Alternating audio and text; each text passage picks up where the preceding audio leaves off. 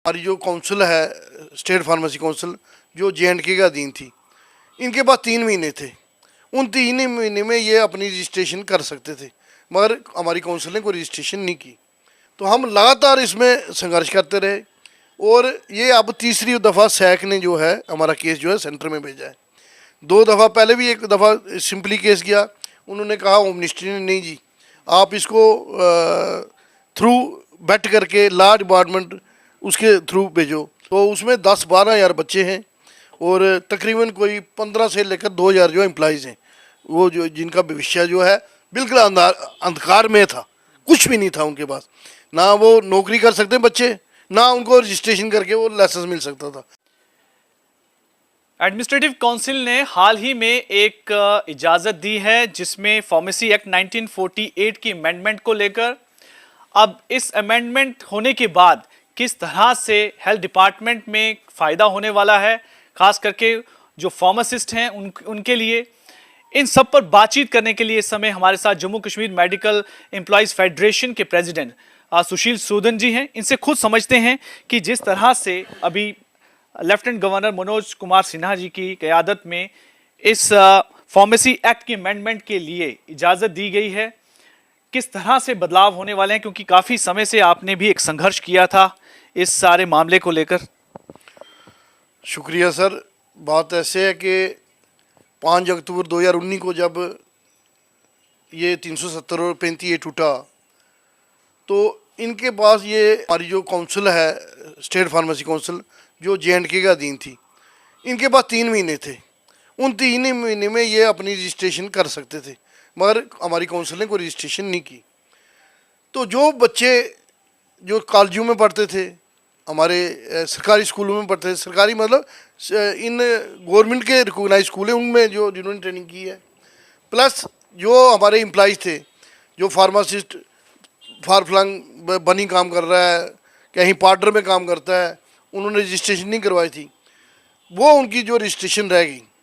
जब पहली दफ़ा जब गवर्नमेंट ने कहा, तो जो फार्मेसी काउंसिल ऑफ इंडिया है, उन्होंने कहा कि आपके पास जितने भी जो आपके एक्ट के तहत जो रजिस्टर्ड बच्चे हैं, वो सारे के सारे बच्चे deem to be registered in pharmacy act 1948। मगर जो जिन्होंने रजिस्ट्रेशन नहीं करवाई थी, है वो भी पुराने हैं, उनका क्या, वो एक गैप बन गया। उसके लिए हमें 3 साल लगातार हो गए सर ट्राई करते हुए। जम्मू कश्मीर में तो फिर बच्चे कुछ ट्रेनिंग वगैरह करते हैं, मगर लद्दाख का एक बच्चा भी रजिस्टर्ड नहीं है। तो क्योंकि लद्दाख अलग यूटी बन गया, तो हम लगातार इसमें संघर्ष करते रहे और ये अब तीसरी दफ़ा सैक ने जो है हमारा केस जो है सेंटर में भेजा है। 2 दफ़ा पहले भी, एक दफ़ा सिंपली केस किया, उन्होंने कहा होम मिनिस्ट्री ने, नहीं जी आप इसको थ्रू बैट करके लॉ डिपार्टमेंट उसके थ्रू भेजो। फिर लॉ के बैट करके वो भी भेजा, मगर अभी रिसेंटली 3 महीने पहले एक लेटर फिर उन्होंने होम मिनिस्ट्री ने यहाँ भेजी चीफ सेक्रेटरी साहब को और सेक्रेटरी साहब को, कि जैसे ले वालों ने प्रपोजल बनाया है, सेम टाइप का प्रपोजल बना के और उसमें आप कंपाइल करके और ऐसा प्रपोजल बना के आप भेजो ताकि हम इसको कर सकें।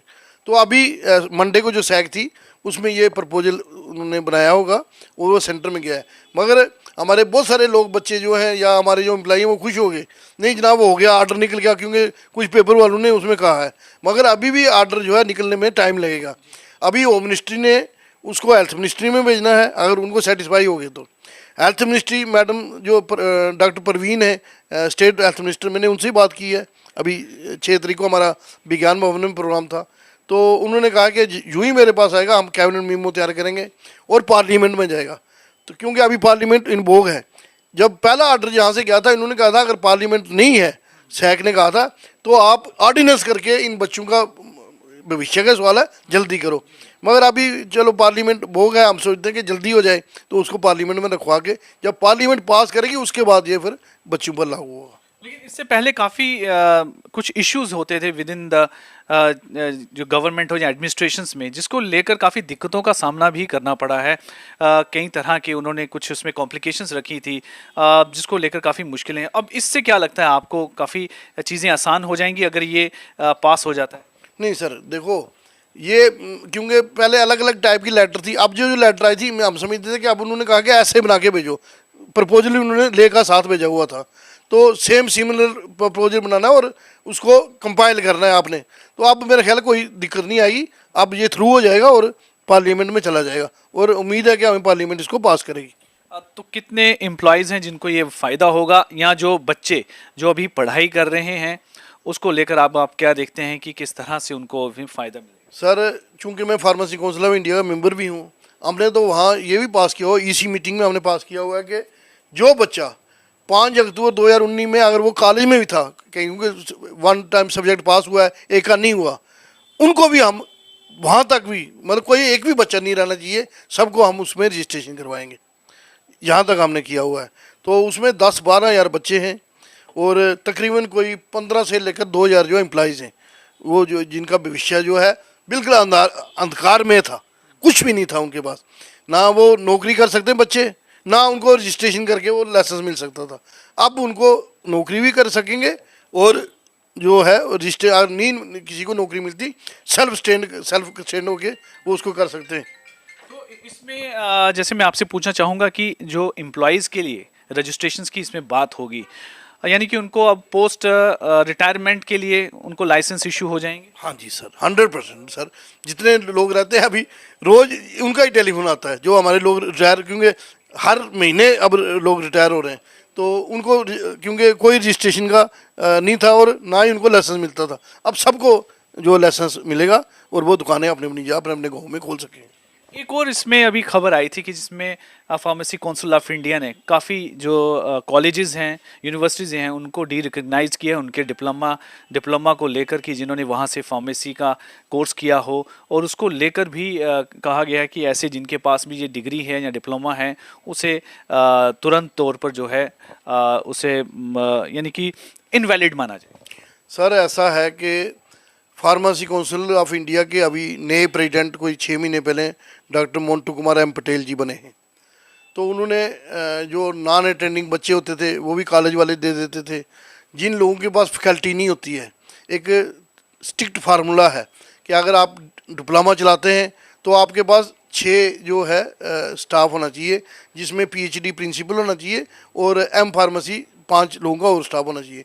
इसी तरह B फार्मेसी है, उसके लिए तय है कि इतने होने चाहिए, 22 लोग होने चाहिए।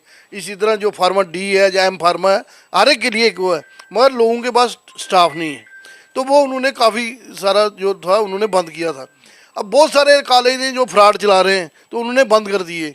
अब मैंने भी कल एक पेपर में किसी में पढ़ा कि कोई 20-22 यूनिवर्सिटीज़ हैं या कुछ हैं, उनको वो जो रिकॉग्नाइज नहीं है उनका उन्होंने होल्ड पे रखा हुआ है। तो ये बात ठीक है, अगर वो नहीं है तो बच्चों को ये देख के कि जब भी एडमिशन लेनी है कि क्या वो फार्मेसी काउंसिल ऑफ इंडिया का रिकॉग्नाइज कॉलेज है कि नहीं है, वो देख के एडमिशन लेनी चाहिए।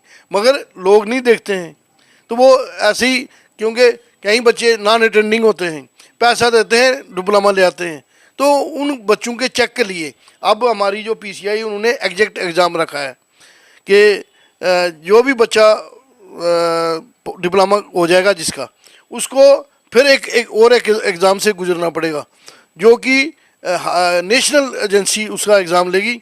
अगर वो पढ़ा होगा तो वो पास होगा तो उसको रजिस्ट्रेशन होगी, अगर नॉन अटेंडिंग नहीं पढ़ा होगा तो उसकी रजिस्ट्रेशन नहीं होगी। मतलब कहीं ना कहीं आपको लगता है कि जो इसमें बहुत बड़ी घपलेबाजी होती है कि घर बैठे ही कई लोग डिप्लोमा वगैरह खरीद लेते हैं और उसके ज़रिए जो है या तो अपनी दुकान खोल लेते हैं, यहाँ किसी भी जॉब के लिए अप्लाई करते हैं, अब उन पर एक तरह से रोक लगेगी। बिल्कुल अब अंकुश लग जाएगा। अब जो है नॉन अटेंडिंग बच्चा तो पास ही नहीं कर सकता ना, क्योंकि जो फार्मेसी काउंसिल ऑफ इंडिया का जो सिलेबस है, अभी तो सिलेबस हम चेंज कर रहे हैं, 7-8 सब्जेक्ट होते हैं, वो पढ़ेगा बच्चा तभी वो एग्जैक्ट एग्ज़ाम पास करेगा। अगर वो नहीं पढ़ सकेगा, नहीं पढ़ेगा, नहीं कॉलेज अटेंड करेगा, उसको वो फेल हो जा, फिर उसकी रजिस्ट्रेशन नहीं होगी।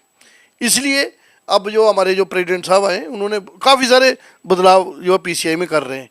तो उसमें हालांकि इससे पहले ही जो PCI का ये चल रहा था, मगर अब नए जो प्रेसिडेंट हैं उन्होंने एक उसको गति दी है, रफ्तार दी है।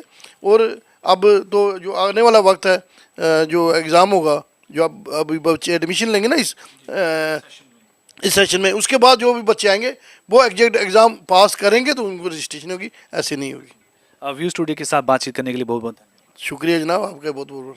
तो आपने जैसे अभी सुना कि जिस तरीके से ये अमेंडमेंट है इसमें काफ़ी बदलाव जो होंगे, अगर जैसे ही ये अमेंडमेंट के लिए आगे जाएगा, पूरी प्रोसेस से होकर अगर ये पारित हो जाता है तो बहुत सारा फ़ायदा जो है यहाँ के स्टूडेंट्स को होने वाला है जो पढ़ रहे हैं और अपने भविष्य के लिए वो जब एक्सप्लोर करेंगे, अगर गवर्नमेंट जॉब की नहीं मिल पाती है तो अपना काम भी वो शुरू कर सकते हैं उनके लिए। और जो इन सर्विस हैं उनके लिए तो ज़्यादा ये फ़ायदेमंद है, क्योंकि पोस्ट रिटायरमेंट के बाद जो है उनको लाइसेंस इशू हो जाएगा, वो अपना आगे काम चला सकते हैं, अपनी रोजी रोटी को जो है उसे चला सकते हैं, क्योंकि इसी सब्जेक्ट के साथ ये लोग जुड़े हुए हैं और काफ़ी हद तक जो है सर्विस कर सकते हैं। जिस तरीके से बहुत सारे यूनिवर्सिटीज़ की जो वहाँ की डिप्लोमा को या डिग्रीज़ को डी रिकग्नाइज़ किया गया है, इनवैलिड माना गया है जम्मू कश्मीर में, उसको लेकर भी इन्होंने सराहना की है कि ऐसा ज़रूर होना चाहिए, ताकि जो अटेंड करें स्टूडेंट्स उन्हीं को ही फ़ायदा मिलना चाहिए और वही लोग जो हैं आगे आने चाहिए, क्योंकि वही डिज़र्विंग है। ऐसे इस तरह के फ्रॉड से बचने के लिए सरकार के इस कदम को भी उन्होंने सराहना दी है।